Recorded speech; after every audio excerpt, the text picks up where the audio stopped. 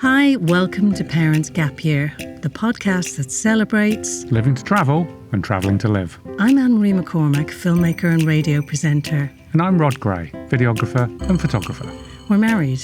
To each other. And as our children are young adults who've almost fled the nest, this year we're travelling around the world ourselves. Lots of people say they'd like to do this, so we're having a go at showing you how it can be done, with some top tips along the way. So this is our warts and all travel experience where we reveal our highs and lows, what we learn about each other. And more importantly, the great characters that we meet along the way.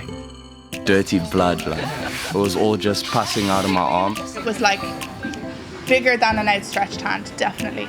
And it was like vibrating. And we were like, what? And it was shooting eggs. Do you mind me asking what happened to your leg? Accident from the landmine. If you're looking for a paradise island, Koh Rong in Cambodia is it. Where we reunite with our Bristol lady friends and experience the rough of Phnom Penh with the smooth of the Silk Island. With a landmine victim as our guide. So today we're on yet another boat. I've lost count of how many boats we've gone on our trip. It's going to be a bit rocky for a while. I'm glad I took my Quells, which stops me feeling seasick. Oh, and I've got mine. Been out 5 minutes out from shore on this boat to go snorkeling, and some people are going scuba diving as well on a dive boat. And we got about 5 minutes off the shore and it broke down. So we've got to sit on this boat now for I don't know how long and wait for a bigger boat to take us forwards. The company are very keen for us not to mention who they are, so first time they've ever broken down, they said. And we're on a bigger boat now, and we're chugging off to the dive site, snorkeling. I'll be there in 20 minutes now. Sun's up, clouds are gone, sea's fairly calm.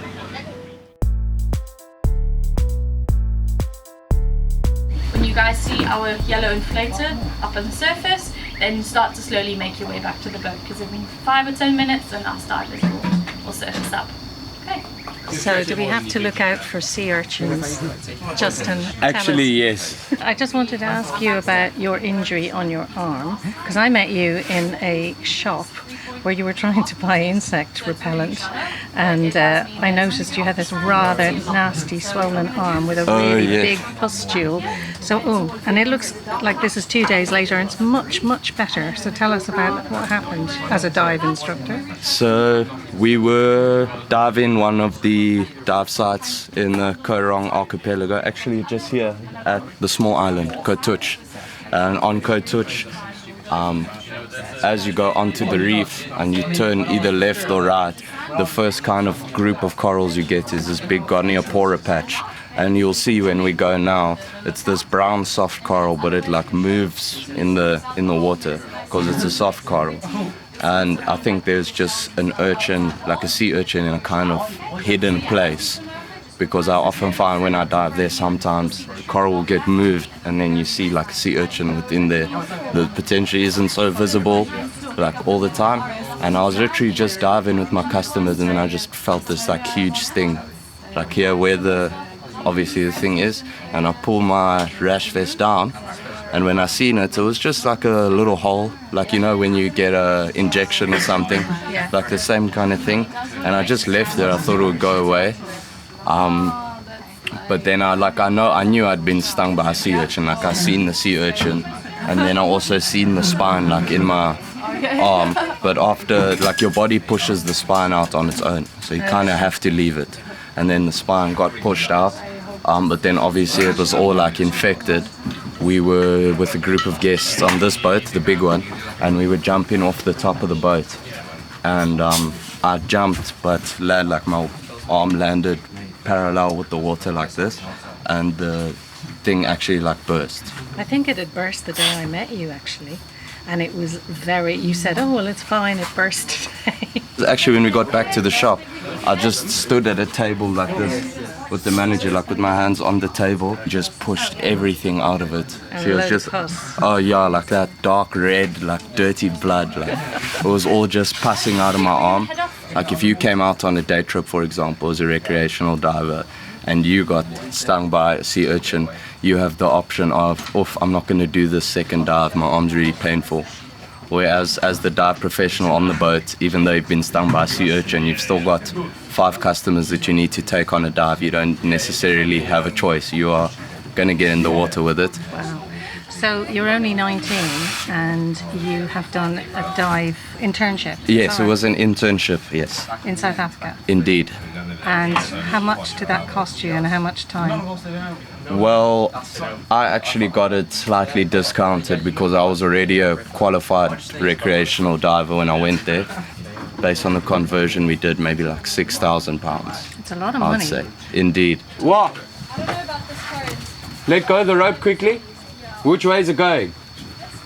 Out. Otherwise we go around the corner, but we need to decide. Yeah. Okay.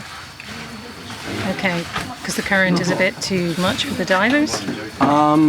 Yeah. Yeah, so for the snorkelers, I think the biggest concern is that the current is pulling away from the island.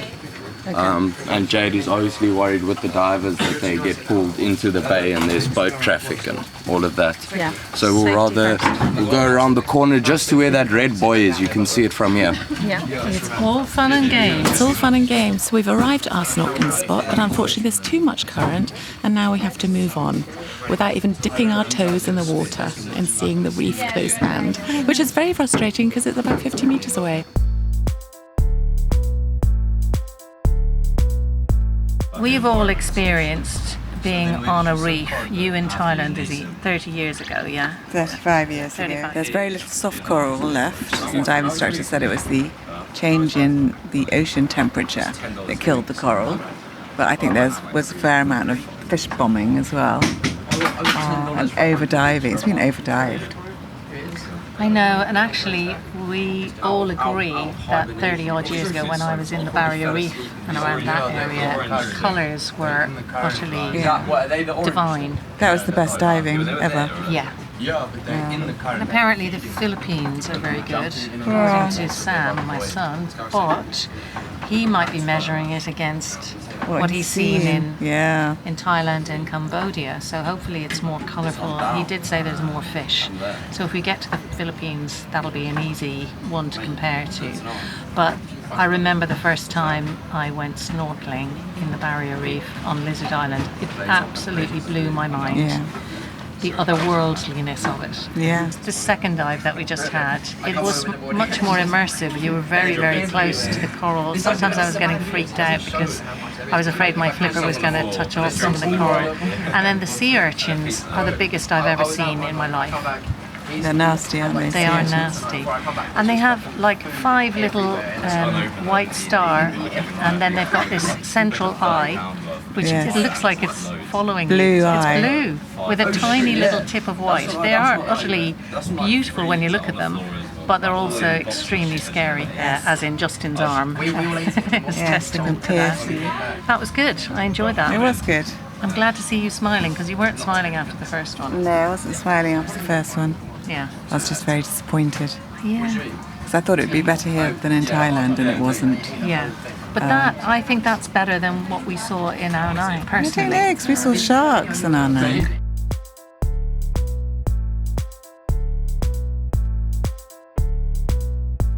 So Justin, we spoke to on the boat, and you're together as a couple, but you're also working together. Yeah. So my name is Jade Martin. Where did you meet? In South Africa. At the dive internship. And you decided then you wanted to travel together, did you? Yeah, so I had a very different plan for my year ahead. Okay. So I'd just come out of school. I paid for my own dive masters in February to do last year. And the idea was I was going to do that and then go back to Uganda, work for my dad a bit. And then in August, I was going to the States to study. I had a scholarship to Nebraska. But yeah. And then you met him. Then I met Justin. And after my dive masters, he made a very good point to me. And he said, you've got this qualification, but you've had no work with it. So how are you going to get employed doing that kind of work? So I thought, okay, let me do another 3 months of experience. And after the 3 months, it then came around to the time the instructors were being all taught, and it was my intake, and literally the night before, I was on the phone to my parents saying like, I'm really sorry, but I've got a big change of mind. I should have mentioned this earlier, but I can't do it anymore. So I just said to them, please rather put the money towards my scuba diving, and I'll prove that I can make it. And so yeah, then literally the night before, I told my course director, I'm so sorry, do you have space for one more? He's like, yeah, of course, like just join us. So he was hoping I would carry on, and it just turned out by chance. And you decided not to go to university? Well, yeah, if I'm being totally honest, I was dating a different girl at the time that I'd met Jade. And originally, I didn't want to go to university. And then I started dating this girl. And then I decided, no, maybe I do just go to university, because then I can stay like at home and, you know, obviously stay in the same town as this girl, because the other option was doing this internship down at the coast and then being away from her. And then I had this conversation with my mom in which she was saying, you're making potentially life-changing decisions based on this girl. And you know, when you're a teenager and you've been dating someone for a year, it's like, oh, we've been together so long. And you're only 19 now. Exactly. Yeah. And then for my mom, who's been with my dad like 15 years, 16 years at this point, said to me, you're making life-changing decisions based on this girl. What happens if 2 weeks from now you and her break up, and then you going and studying teaching so that you can keep her happy? And so then I decided to go, and then I went and did the internship, and then we met. Everything kind of got turned on its head for a bit. Have you deferred your place in your university? Yes. In a year's time, what are you going to do, Justin? I've got no clue. I got accepted to universities, but the way it works in South Africa is you have to reapply every year. So you're now on Rong, and you're working together 2 months. How's it going? It's been good. Yeah, it is. It was an adjustment, obviously, because where we were in the Definitely. internship, they had a rule that no couples could dive together. So we never had the experience of having to work with each other and work side by side and that thing. So the first couple weeks were a little bit interesting. It was either like if I was in a bad mood or he was, like, would butt heads a bit. But then you realize, okay, actually I need them because they're good at this and I'm not, and you start to work together a lot more. So do you have different working styles? That's what I was just gonna say. Yeah. I think we do certain things like differently. Like something as small as packing all the gear into a bag. Yeah. Like I have a very specific system of like how each thing goes into the bags, and sometimes Jade is just like, it's the end of the day and she just starts tossing stuff into a bag. And I'm like, we can't do this because when we get back to the shop, we have to unpack it again to rinse it. And what does he do differently that you think he should do more like you? So he's very chilled with guests. Like, I'm not such an extroverted person. So a lot of the time, like, he'll find it easy to pick up conversation and chat, and I'm like, oh, we're late. Like, I'm so worried about time. So you're conscientious. I could see that today, actually, in a good way. And he's lounging around in the hammock, as you were. You did injure your foot, so you've added to another injury. Yes. You're injury heaven by the sound of things. Indeed. What kind of customers are good customers when you go out and about, and what kind of customers cause you some challenges? Definitely, you can see in terms of diving, if a person comes and the certain questions that they're asking is ones that you can see that they just want to be in the water, like they just want to dive again, because that whole sensation, you're completely weightless. You hear this completely different sound. It's such a relaxing experience. That's what diving should be. And then you get other people that will come and ask certain questions about, oh, I heard we can see whale sharks here. And you're like, oh, no, it's like, that's not really true. Like asking questions that you can't guarantee. Yeah, exactly. What about snorkelers? We were the unruly bunch today. Snorkelers. The big thing with snorkelers is and this is gonna sound a little bit worse than I wanted to, but snorkelers are not much effort. Yeah. But with the divers, it's a lot more. I think it's a lot more of an obligation, because what people don't realize is, like, as the dive professional, under the water, if there's 4 divers, that one dive professional is responsible for the well-being of those 4 divers. And I think for me the worst customer is the I'm on holiday customer. Oh, really? Well, As in- I mean, like people who are just careless because I'm on holiday. Oh, I see. And even in the water, there's 10 or 12 of us, but that area of water that we're in is a shared space, you know. And every now and again, you just get customers who are a little bit inconsiderate of others. Koh Rong is a paradise island. No, it really is. It is for sure. It's beautiful. So, any tips for anybody coming on this island? You've lived here 2 months. Is there anything?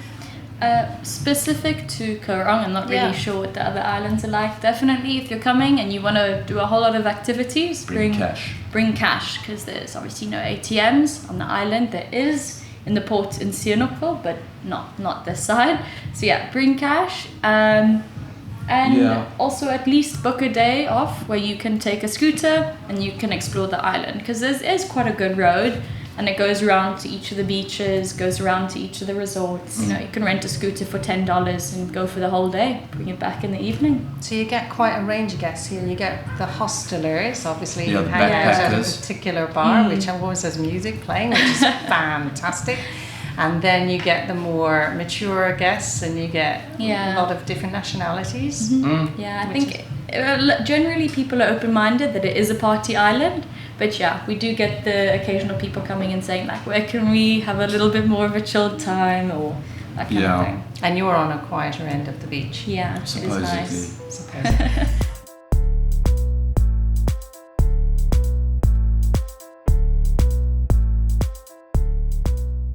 I'm Louise. And I'm Katie. And you're from We're from Dublin, Ireland. the same place I'm from. The other side of the river.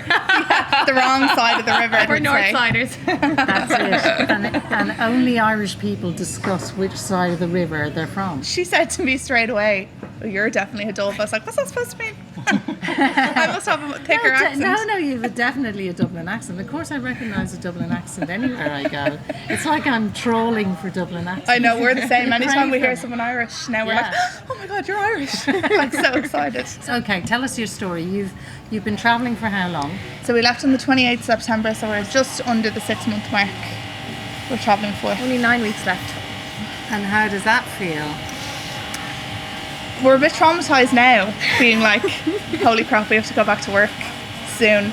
But we both left some lovely men at home, so we're looking forward to seeing them. And they're coming to see us in Thailand in a couple of weeks, so we're really excited for that. Oh, that's nice. So we'll have them for 3.5 weeks, and then we do a week in Bali, and then we're home. So you left the men at home for 6 months, Yeah. effectively. And how did they feel about you going off travelling? Good, they're both supportive. We didn't have a choice. We both met them a few months apart, and I think I could have been getting ready for my first date with Connor. When me and Katie were sitting in my room, she was sitting on my bed, I was doing my makeup, and she was like, I've been thinking of like quitting my job and going travelling the world. And I was like, I'll do that. Go on, I'll go with you. And she was like, really? And we went into my mum, and I was like, Mum, we're going to go travelling for a year around the world. She was like, brilliant, love.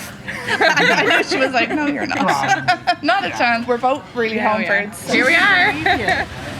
We are recording this literally outside a restaurant, and there's motorbikes that people hire. So, and there's been an angle grinder, so we're doing really, really well. We're in the thick of it, on the strip. Literally on. So you've got a list of meals that you're going to have. What are Some they? home cooked. We both want a roast dinner. Yeah. We missed Christmas, so we want a full Christmas dinner. Then we want a Chinese takeaway. Yeah. Fajitas. Fajitas. You want it, your mom's shepherd's I want pie. my mom's shepherd's pie. You are teachers. Were you in the same school? Yeah. Yeah, That's how how we're we met. friends, yeah. Ah. You asked for a career break. Yeah, so the way it works, in like February you put in your application, and then you find out in like April-ish. And the day they came out, I was sitting in class and Siobhan came running across the corridor. We're the two music teachers in school, so we're always beside each other. And she came running in, she was like, did you see the emails in, the career breaks? And I was like, refreshing. And I was like, I didn't get one. And she was like, oh, I'm sure it's on the way, I'm sure. And we both didn't hear. And it was like an hour and a half and everyone else had heard. So we were like, we must be the rejects. And you're still friends with your friend? Yeah, we were just with her in Sydney. Too good to lose. Yeah, Katie had just done a postgrad in special educational needs, and I am Irish, and she said she couldn't lose us. 6 months away. Have you had any difficulties along the way? We have been very conscious of our safety the whole time. There's been a few places. We were in La Paz in Bolivia, and we did not like it there at all. We didn't feel safe during the day, let alone at night time. And so we kind of were home by 7, 8 o'clock every night. We were also there for Halloween, and we kind of went and had a sneaky peek out the window, and there were men with like machetes walking down the road, and we were like, absolutely no. So we watched Hocus Pocus and got treats in the shop. Yeah. That's it.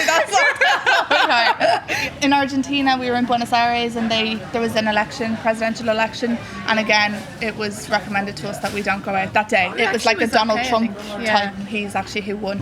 So we loved it. We were like, brilliant. So we got in all of our food and drinks. We had some gins on the balcony and stayed by the pool and just chilled out for the day. Yeah, So we've had nothing. is this the first time you've ever travelled majorly?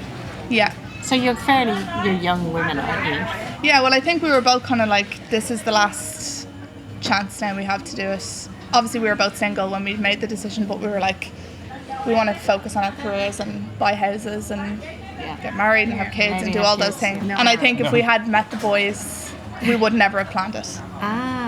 Probably unless not, no. it was with them. So do you think these are the men for your future lives then? Yeah, that's the plan, yeah. Isn't that lovely? So you may be in a couple of years, settling down, and you might be entering the journey we've just come out of. Exactly. Yeah, that's it. And we'd be glad we'd have done this. And every single teacher, weren't they all like the older staff who had kids were like, it's the biggest regret that I didn't travel. That's what every single person said. Any regrets or any highlights that you want to share? No regrets. No regrets. We've had some really funny moments that were traumatizing at the time. I'm like a Prosecco in a nice spa with my nails done kind of girl. I'm with you. Yeah, so we were like, sure, we're out here, we might as well stay in the Amazon. We started in Costa Rica. Yeah. And we had stayed in the rainforest in a place called Sarapiqui in Costa Rica. And I think that set us up with the trauma. Yeah, it started there very early on. Yeah, so that was our first place. And was that just because you're in such a different environment? Well, we had looked up, so we did a tour with G Adventures, and the accommodation that was listed, we had looked it up on it. Lovely, gorgeous. infinity pool, monkeys coming down. We couldn't wait. We got there. It was tense. We got there and we were like, can we have the Wi-Fi password? They were like, no Wi-Fi. No, basically. We hadn't told the lads that we weren't going to have Wi-Fi for 2 days, so we were like, they're going to think we're dead we've been somewhere. abducted. Yeah, but luckily we had an amazing group in Costa Rica that we were travelling with, and we loved them and everyone got on well. So one of the evenings we were drinking. A few drinks. Luckily, thank God, we had a few drinks. And we went back to our tent maybe at 1 a.m-ish, and we're getting in our jammies. It's the kind of place you didn't want to put your toe on the ground without a sock or a shoe. And Katie was like, what is that? And I was like, where? She was like, above your bed. And I was like, and there was a spider bigger than an outstretched hand, definitely, and it was vibrating, and we were like, what? And it was shooting eggs out all over the place, and they were on our pillows.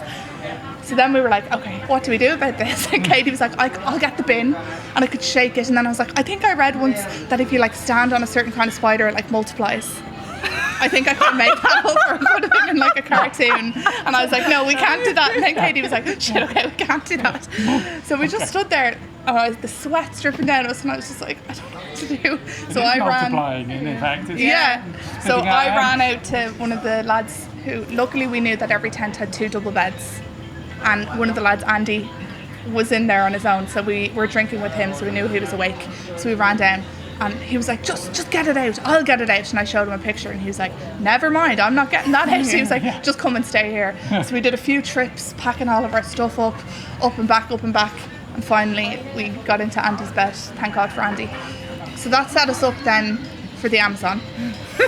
Right, okay. And I think I had the dread from that day for the Amazon.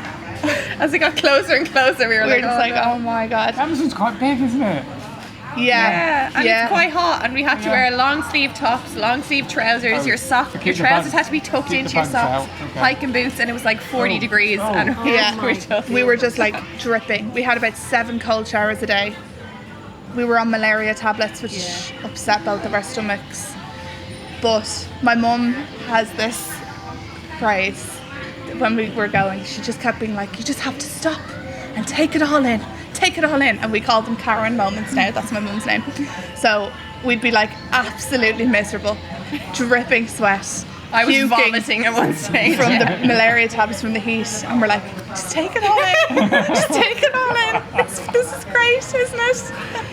And I got in the shower. Katie had just finished puking. Her head's in the toilet, and she's like, "There's a frog."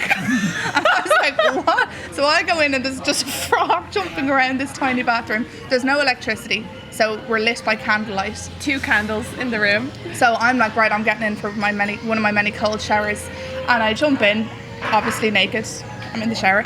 And I close the curtain and I let out a scream for Katie because there's a cockroach on me. Aww. And I'm like, "Katie, there's a cockroach." So she comes in, the cold water's on, I'm butt naked. She's in the shower with me, she's fully dressed. She's chasing around me with a hiking boot, trying to smush the cockroach. At one stage I'm like between her legs trying to get to Spread eagle. And after, we were so traumatized, we were like, we're never going to be closer. This is the closest we'll ever be in every kind of way. You either have one of those things you go, "We'll never talk about this again." Yeah, we've told everyone. It's one of our favourite stories. In hindsight now we're like, it's so funny. But at the time we were like, "Get me." Or we'd be like, "We've all taken it." Yeah. Lucky for you. So have you any top tips for anybody who's going to embark on a big... Don't go to Sarapiki. You don't need 2 rucksacks. Pack as light as you can. We brought a big rucksack and then a little bag that we wore on our front and our back. We couldn't see our feet walking. That's number 1. Travel light. I think just like make the most of every single day. There is days where you're exhausted and there's days where you're over it and you just wish you could be at home. But actually, we haven't had a day where we're both having bad days. So usually, it's usually that we've been missing the boys, we're missing home. We've been like a little bit sick, thank God nothing bad, but when you're just having one of those like days, and I'd be like, "Okay, do you want to stay here? Like we can just stay in the room for the day, we can chill out," and I'll bring her along, and then vice versa. I have a bad day and Katie's like, "Okay, what do you need? What do you want? Okay, let's do that," and she'll bring me along. And it's nice that we have that tag team, that we have each other to lean on as well. Yeah. So as 2 women travelling, you felt safe enough? Yeah. Apart from the obvious machetes down the road. Yeah, apart from La Paz, everywhere we've been safe. I suppose we were quite nervous about going to South America as 2 women on our own, so we booked group tours with G Adventures for a lot of it, so we were always kind of with a group. Yeah, because we're doing Asia all ourselves and it's been fine. But we've been saying that. We've been wrecked. Yeah. And we're like, why are we so tired? Like, it doesn't make sense. And then we're like, if you're at home, you're working Monday to Friday, but you're probably chilling in the evenings, and you'd have one day at the weekend where you might not do much. When you're here, you're sightseeing every day. You're non-stop. We've had 13 weeks of everyday socialising, Yeah, and it's and very hard. You've been together 24/7 of that. But we're grand. We can ignore each other in the room and stuff like that. That's fine, that way. Yeah, we do this all the time. I ignore them as much as possible. But once you're comfortable enough with someone, you can do that. That you sit and scroll on your phone, or we sit and read our books. Yeah, we don't need to entertain each other. It's great. Like we were in dorms the whole time in New Zealand, and you nearly feel rude if you're sitting in the room and there's people chatting to you. Or we had one person who we found intense. Tested us. She was a snorer. Yeah, that can. I've heard that as issues in dorms. Yeah, and she was just intense. She was 78. When she was awake, she was intense, and then when she was asleep, she was intense. Annoying snorer. Yeah, like one of these people, like, okay, I'm up. It's 5 a.m. I'm opening the curtain. We were like, if you could see Anne Marie's face at the moment. 78. 78. Was she? And she was in her 70s. And she was up at 5 in the morning. Oh yeah. And she was in a dorm room. Yeah. And we were going to wring her neck. I bet. What country were you in? New Zealand. Oh, okay. I was going to say, we hopefully won't bump into her then. No, you won't. She's gone home. Okay. Good. If you are listening, write in and let us know. It's not you if you're listening. If you think it's you, it's not. We'd love to hear your story. It's like an agony aunt. We can't top that. That's funny. End on a giggle. End on a giggle.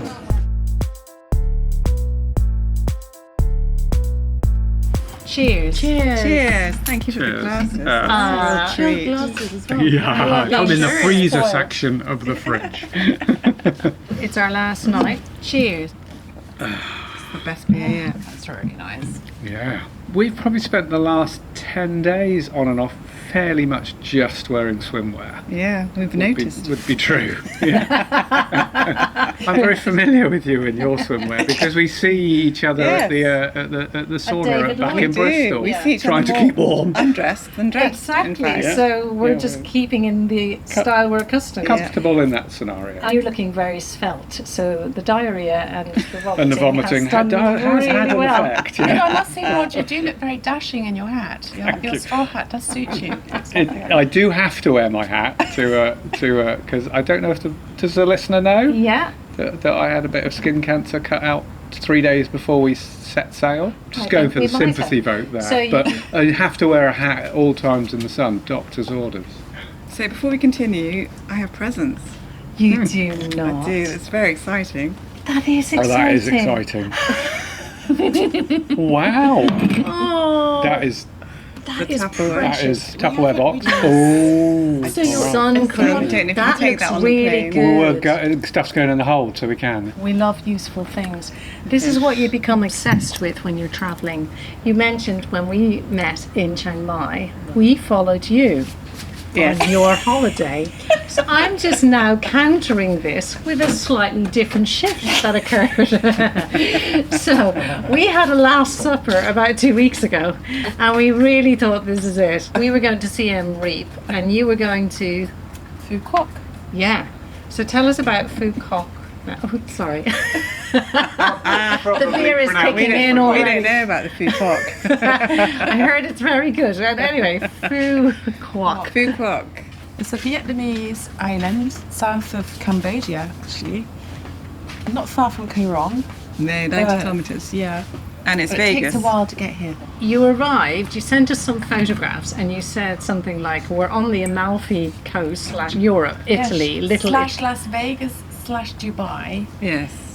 because it encompasses all of that. Luckily for us, we stayed in a very Vietnamese fishing village where all you could eat was tongue or intestines. Yes. So we had pot noodles So we had pot noodles. for 2 nights, and I cooked for 2 nights. But you didn't love the place, did you?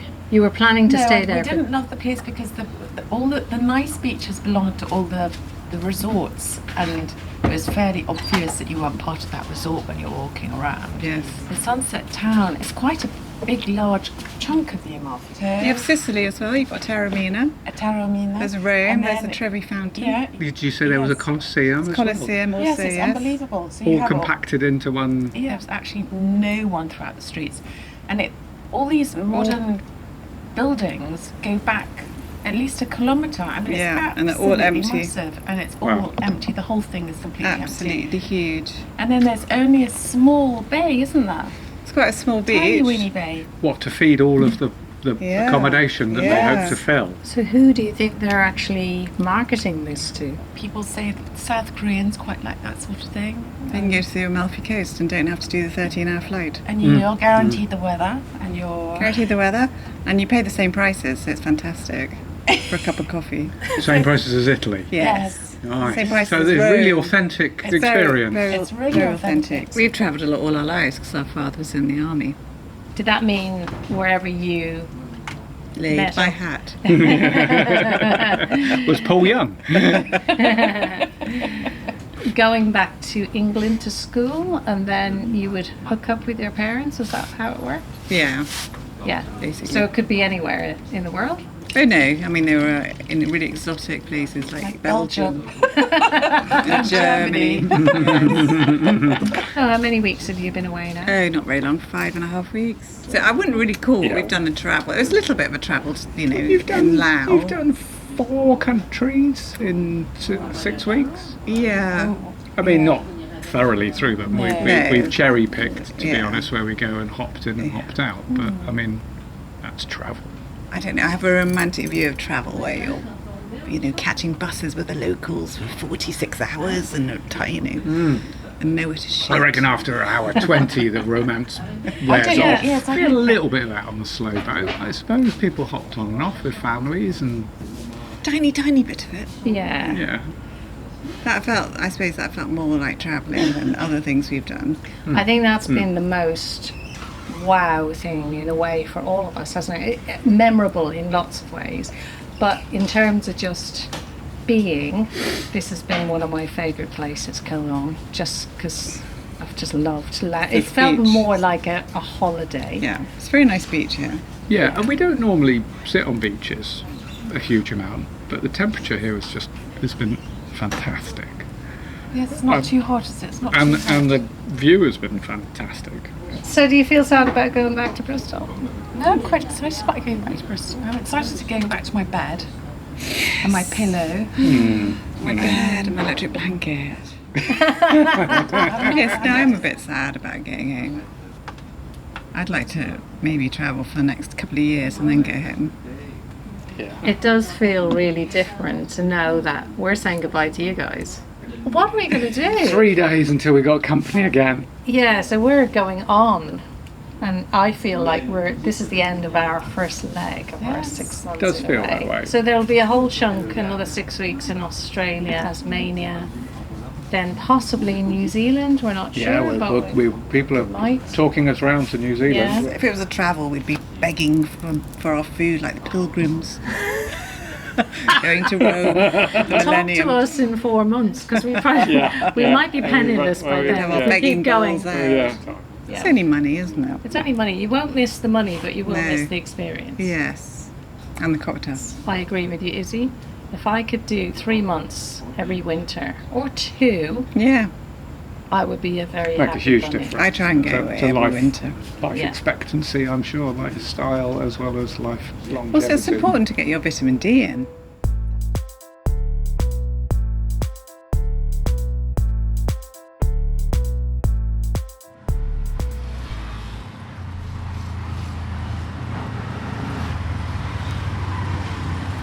So we're heading to the river today. We've only got 1 day here. The Mekong River again. Oh, right. And we're going to get the little ferry to go to where the silkworms are very in On an island. on an island. It's very peaceful here, isn't it? Are you a volunteer guide? This is not a job? Yeah, I'm not job here. I'm volunteer guy. It's special for me. I am a disabled person. I'm use a plastic leg, disability. Do you mind me asking what happened to your leg? At the front, I'm a accident from the landmine. When did that happen? I'm at 25 years ago. I've had a long time, You're but a right young, now. young man then. Yeah. And was that difficult for you to get work after? I'm the driver tuk-tuk. Are you driving tuk-tuk? Yeah, driver tuk-tuk. Sometimes somebody, they order me, I can go everywhere. And have the free time, I come here for stand my first for some people call me every day that please go to in Phnom Penh a lot of the tour come here. Okay, Cambodia right now, I have a tuk-tuk. Why do you come here? Just to practice your English? Oh, this one, right now I have a family in Ireland here. On the island? Yeah, I have family in Ireland. I have 2 children. I'm happy today, every day for the support my family. Okay. Are there many people in Cambodia with injuries like you from mines? Okay, yeah, in Cambodia, a lot of people in Cambodia for the cut the leg and accident from the landmine and some more accident from the traffic in Cambodia. Where did it happen, the landmine? Okay, but before I am a soldier. I see. Yeah, I'm the soldier in a government and near a mountain. I'm go to reservation, my group, yeah, and a lot of the people go with me, see, but the problem only one for me. I'm going like this in the forest near the mountain. Big shot. But right now was a long time, and the people in Cambodia they dies a lot. And some more the people from the wars 40 years ago, right now the old people stay at home. and cannot go to work everywhere a little bit. Well, you're going to show us around a little bit, are you? So are these the worms? This one, the worm. Okay. This one, the worm. This one, the cocoon. Yeah, the cocoon. Yeah, cocoon. The worms stay inside the cocoon. Yeah. They stay inside like this. The 2 weeks. The 2 weeks they become the butterflies. And then the butterfly, the bigger 2 weeks inside, they cut the hole, they come out. But the butterfly come out, they cannot fly everywhere, they stay inside the basket. So here I've got in my hand like a silk cocoon. It's about the size of my thumb. It's a good size. And it's all silk, I'm assuming, or certainly the outside is. So is all this silk or just the outside? Is inside silk as well? This one is the inside and the outside, the one cocoon. Oh, I see. Outside and inside the good silk too. The good silk. On the outside is good silk? Yeah, good. And inside the good. What would they make out of the this inside? one we make like this, make a fabric too. But this one become a tablecloth, the tablecloth from the inside. But from the outside like this tablecloth, but the inside we can make a scarf and fabric. Good quality. Better quality fabric. Yeah. So the inside, which is a darker yellow and seems a lot tougher, is a good quality silk, and the outside is a lighter quality, and you'd not necessarily make clothes, but make other fabrics with it. Okay, this one caterpillars for who are the alive. worm like this, male and female for the mating. The mating, the male and female like this for 8 hours. Wow. Yeah. 8 hours, they finish 8 hours. Do they die after that? For the male die. And the female, of course it does in nature. The female up to late age. One female 400 age. I can see, are these the little eggs? Yeah, eggs like this tiny little yellow eggs. 5 days, they die all. Male and female, they die. 5-day life cycle of the butterflies. And they become the black one. Okay. The black one, 5 days more, the black like this, hatch into worm like this. Okay, after 5 days they go from yellow to black, and that's a good before sign. the butterfly, before the lay egg finish, and the 10 days more, the hatch into worms here. This one, That's quick then, the cycle is quite quick. Yes, the mulberry leaf like this. Mulberry leaves. Yes, mulberry leaves. Chopping small slice and for to feed them. And is that what's growing in the fields, the mulberry leaves? A lot of the outside, outside, the inside. It's a lot. The outside 2 hectares, and inside is all the fields around here are growing mulberry leaves. It's quite coarse when you touch it, when it's come through the weaving process, and then when you wash it, it becomes super soft like silk, and then you dye it with natural natural color. Many the color, the text color from the flower from the mountain. Flowers from the mountain. To make the canals. One heirloom, this one for the fabric, 5,200 silk thread. Okay, and one silk thread like this, 80 meters. You can make an 80 long. Yeah, the one before the weaving here, and before we move step by step.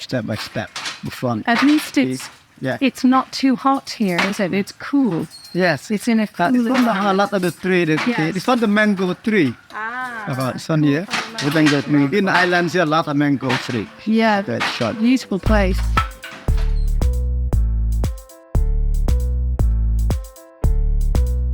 This is our Yoko and John moment. I see what you're doing there. We are lying in the bed on our last night in Cambodia. Last night in Asia. Last night in Asia. So we were chatting today about the fact that we think that this is the end of the first leg of our trip. It's about 8 weeks. 8 weeks we've done in Asia, 4 countries. Yeah. 25 years in. What have we learned from each other in this? We haven't got enough time for that. Have I learned anything new about you? You do like to control situations. I do. Not that I didn't know that before, but I realise how much you like to control. Well, it's a bit of a chaotic world out there, as you've now experienced. And you need to have a handle on some sort of control. Anyway, enough about me. Are we going to do a sum up? Yeah. What have I learned about you is what I'm supposed to ask now, isn't it? Yeah, you can ask that question if you want. Okay, what have I learned about you? Yeah. You freak out in a tuk-tuk. But you're getting better. Is that all you've learned about me? Well, today. Today. Okay, so we're in Phnom Penh. We are indeed. And bloody hell, I have never experienced tuk-tuk rides like it. Traffic's quite mad, yeah. That's Rod scratching his leg, by the way. Itchy from mosquito bites. Yeah. I thought that Siem Reap on New Year's Eve was chaotic, which it was. Which it was. But it's like here, it's like New Year's Eve every day here. Every day. I mean, we've had 3 tuk-tuk rides, and each one I've been going, oh my God, oh Jesus, oh, what's that? Literally. I mean, it is amazing, the ability for everything to avoid each other. I mean, they are inches away from each other, half a second here and there, passing in front of each other. Amazing how many mopeds you can squeeze into a gap again and again. Tuk-tuks get through in amazing small spaces as well. 4 side by side sometimes on the road. Yeah. Wrong side of the road here and there. Going the wrong way. Yeah. On the sort of pavement side of the road, you get people who just want to nip 100 metres up the road and therefore go the wrong way up it. Which is totally acceptable. Yeah. While a family of 3 are trying to walk across the road as if nothing is happening. As if there's no traffic. Yeah, and everybody just kind of goes around them. So today I saw a family of at least 3 kids and 2 parents on a bike. There were 5 today. on a bike. And people are not wearing helmets most of the time, especially the children. So it is quite a different level of safety. There's a dog in the hotel. There is they do travel slower, admittedly, because the roads are busier. Thankfully. And the roads actually in Phnom Penh have been good. This city feels really dirty, shabby, chaotic. I mean, parts of every other thing seems to be a moped or car garage or a shop selling anything it can get hold of. And then we drove through the business district today, and it's all skyscrapers and parkland. But it didn't last long.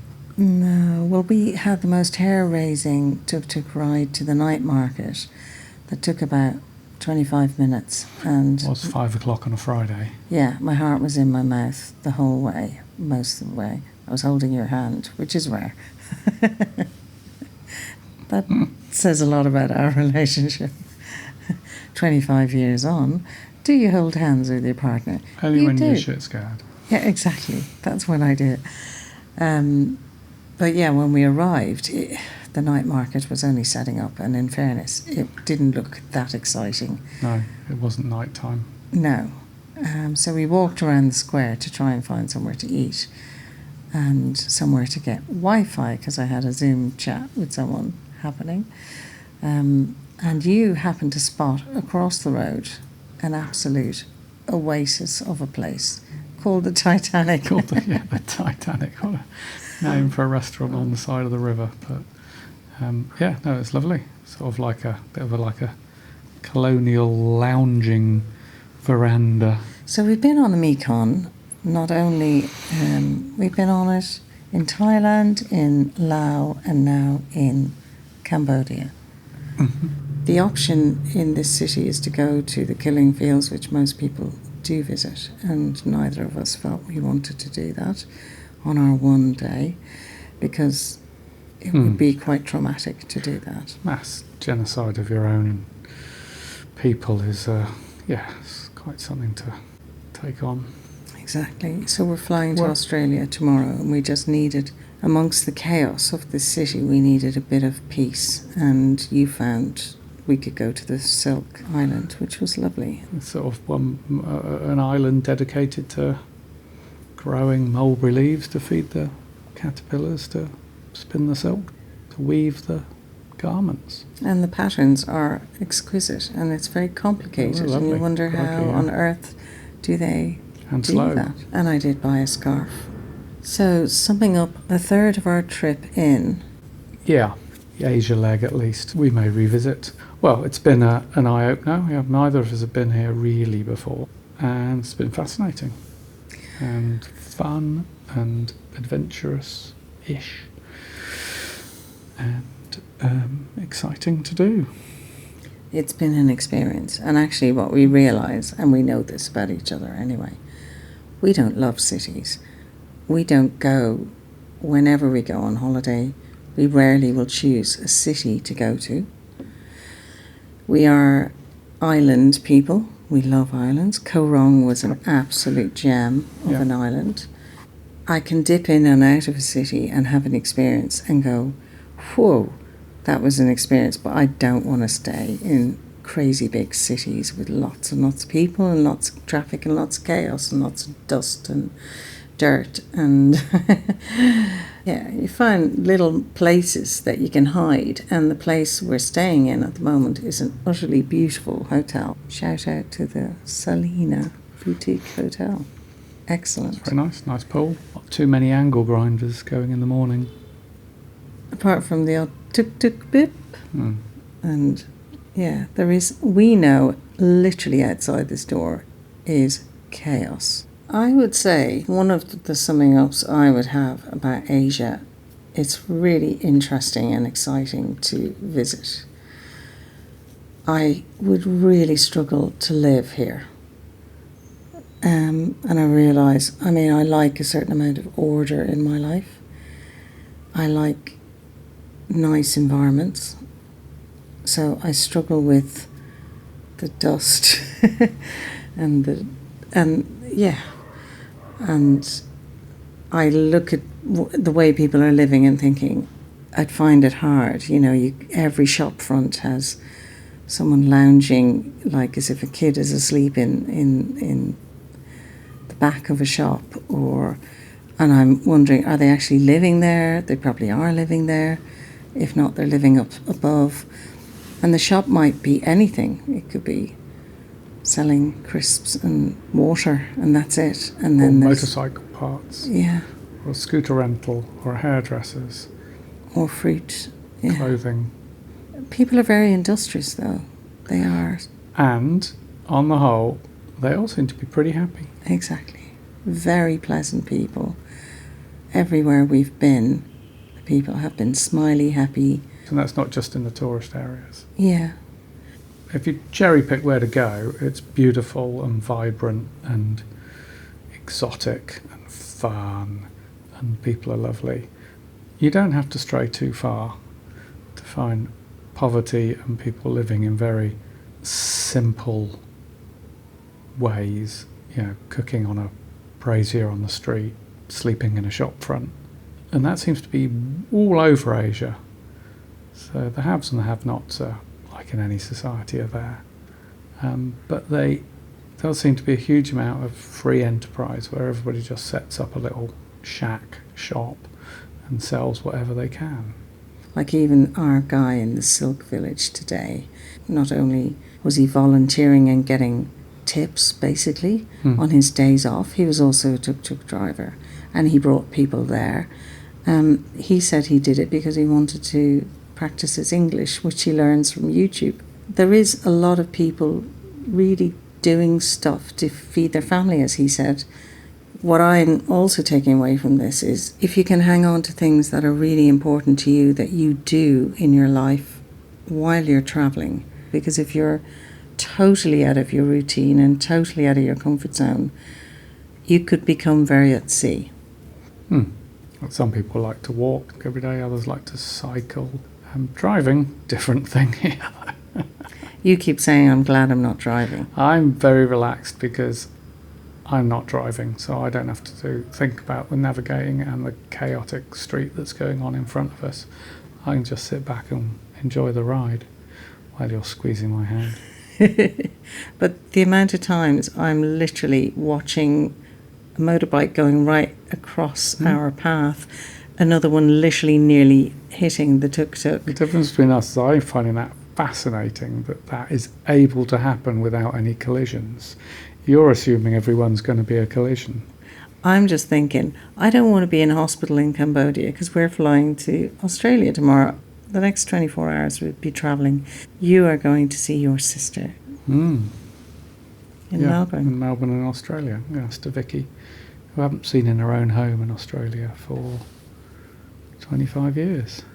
Yeah, in fact, the last time I was in Melbourne, I was pregnant on Sam, and Vicky had just had Jude. There was a gas strike at the time, so we couldn't go out and eat. So we didn't really get to see Melbourne. Yeah. So we'll get to experience it. We'll go out properly. this time. Yeah. Because we've got to celebrate your birthday. I don't really want to say what it is. We won't talk about that, but we'll celebrate it on Australia Day. Every decade birthday freaks me out even more. And this feels like a biggie, but then every decade feels like a biggie. I think it'll freak you out less than a tuk-tuk ride in Phnom Penh. That's true. I'll get over myself. Happy to be alive. Long may it continue. Happy to be travelling. Long may that continue. And one thing that has occurred to me quite a lot on this trip is the sadness that my father has not experienced any of these things. And when you lose a parent and you go, it's over, you think, well, this is something I have to do now because my dad was 30 years older than me. I hope I get 30 years. And that's the important thing. So you got to live for now. Live, travel. And travel to live. Life's too short. In season 2, we head to Australia, where we meet some incredible characters. And I think it's famous for its series of vagina plaster casts. Mr. Brenton. Yeah. So you're not a bus driver, really, are you? No, I'm a professional bullshit artist. But you have to be careful with berries, don't you? You obviously know what you're eating. Yeah. And that we're not all going to die. You need to be 110% sure before you put it in your mouth. Yeah, so what you're I'm eating. trusting you, Tash. This podcast has been created and edited by Anne-Marie McCormack with her collaborator and co-traveller Rod Gray. Music is by Serge Quadrado and Segvari, with the sound mix by Gary McIntyre.